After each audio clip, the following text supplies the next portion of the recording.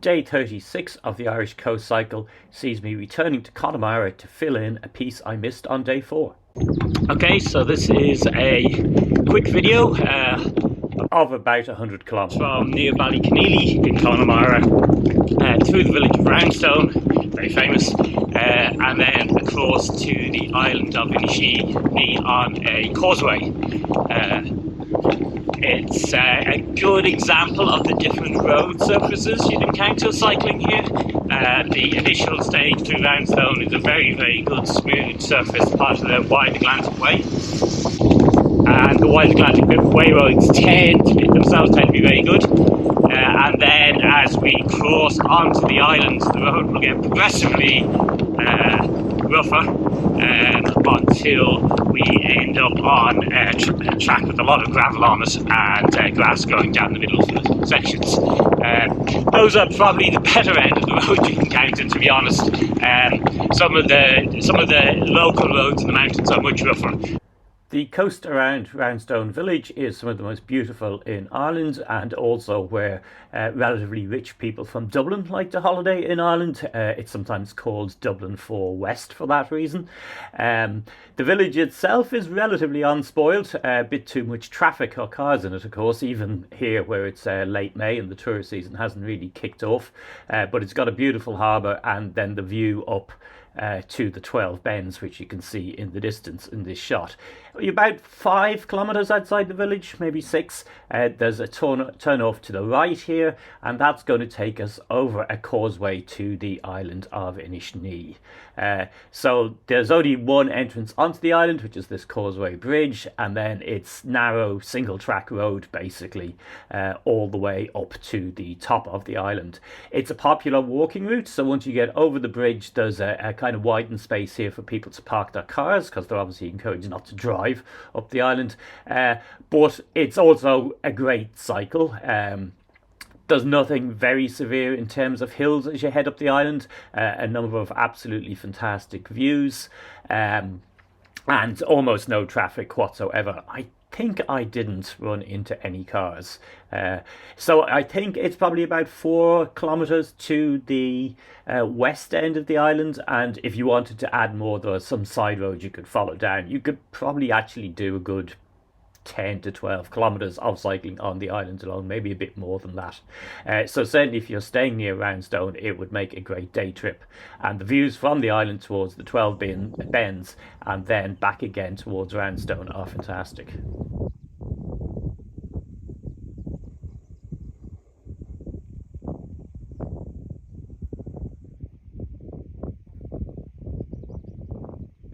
As you can see, when you're right up the western end, the road has turned into a gravel track. That's a relatively short section from where I'm on. Most of the road back down the island is rough, but it's not too bad. And here's that view back across to Roundstone I referred to earlier. So this is about maybe a third of the way back down, and you can see the road quality has improved drastically. You do have the grass growing down the middle. So now we're heading away from here and up on a very big long loop that's going to take us through the Connemara National Park.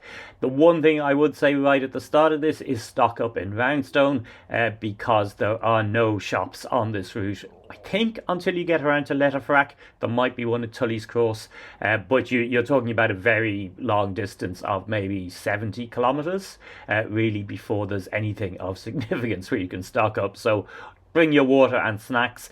There are a couple of hotels on the route, but they're kind of aimed at high-end tourism, and I'm not sure they're the sort of place you can pop in for a coffee and a sandwich, although maybe you can. I just haven't done that myself. So this is the Connemara Greenway. It's the old rail line that runs to Clifden, quite magnificent, and that enables you to skip some of the busy roads in the area, but not quite all of them, and we'll get to that in a second. I've cycled this on the beautiful sort of weather we're seeing in these photographs, but also in lashing rain, and it's actually beautiful both ways. So coming off this, you're then onto the main road for a section. This is the N59. Now there's 3 points in this loop that you come onto the N59.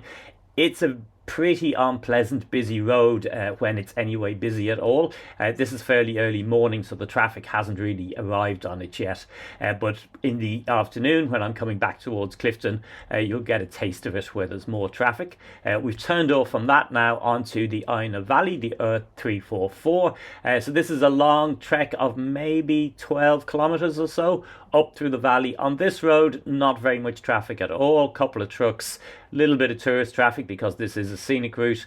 There's almost nothing in the valley at all except midway up at Lough, one of the hotels I mentioned. As I said, not really sure if they're open for casual walk-in business or not, but give it a shot when you're passing. In my opinion, this is the safer route if you're trying to get from Roundstone north towards Westport.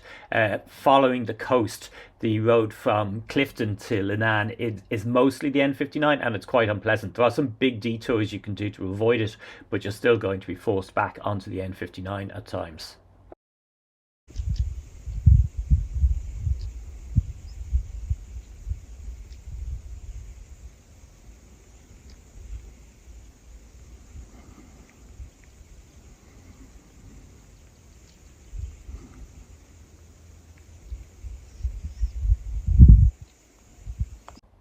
Now, in fact, the road through the Inagh Valley will actually exit back onto the N59. We're heading towards that at the moment, and it brings you out a couple of kilometres past Kylemore Abbey. So it skips Kylemore Abbey, in other words. That bit of the road to Kylemore Abbey is one of the busiest. There is a loop around the back, and we're partially taking that loop, but in the opposite direction. So this is the section where past Kylemore Abbey, where you've climbed up and you're coming down the pass on the other side. Eventually this is the road that would take you into Inagh and then around to Westport from there, but we're taking the left turn off this road. That's going to bring us down to Lough and then in a loop around to Letterfrack. This section of road, as it runs down towards Lough, we've come off the N59 here, is marked on Google Maps as the Connemara Loop Road, which suggests to me that it was probably designated as a tourist road at some point in the past. However, I don't remember seeing any signs for it, so I wonder if that was abandoned because it's not really capable of taking large coaches, for instance, or much traffic. Certainly when I was cycling it, I saw very little traffic at all down this way. And it's quite stunning. I mean, the views to the two lochs on it are very, very impressive. Here we're coming down to Lough itself. And yet another sheep encounter, of course. I shot this a few days before I went to Scotland and did the Scottish Islands and Highlands, and was quite entertained by the number of similar encounters I had with sheep on the road there, a feature of cycling in both places.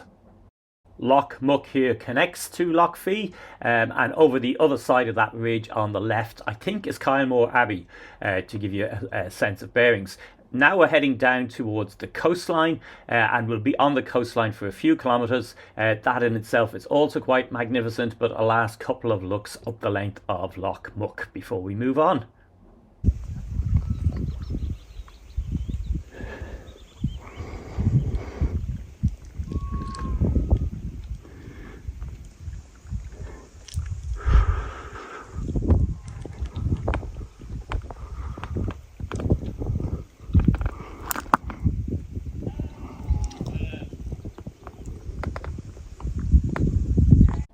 I didn't follow the dead ends that go to the southern end of Killary Harbour on this particular trip. I'm going to do those in future. It takes quite a while to fill in all the dots, but this is Lettergash Beach.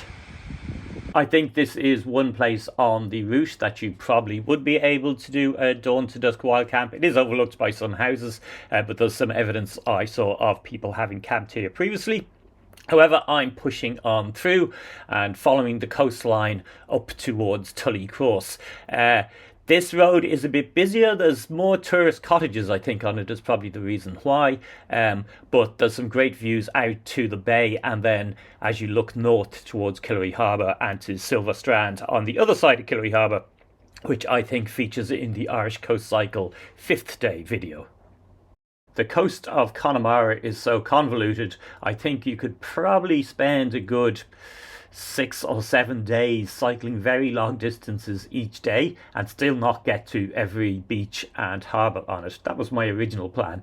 I go back to this part of the country a fair bit, so I think over the years I probably will attempt to achieve that and see just what sort of distance I end up covering. I suspect in Connemara alone it would be pushing up towards 800 kilometres or maybe even more than that.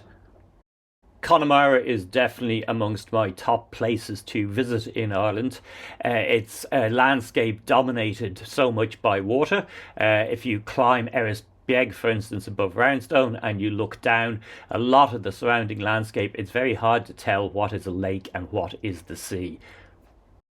Here we've reached Tully Cross, where I was gratefully able to stop for a pint and a decent sized fish lunch, fueling me up for the last bit of the trip. And this is where we are now heading back in towards Letterfrack.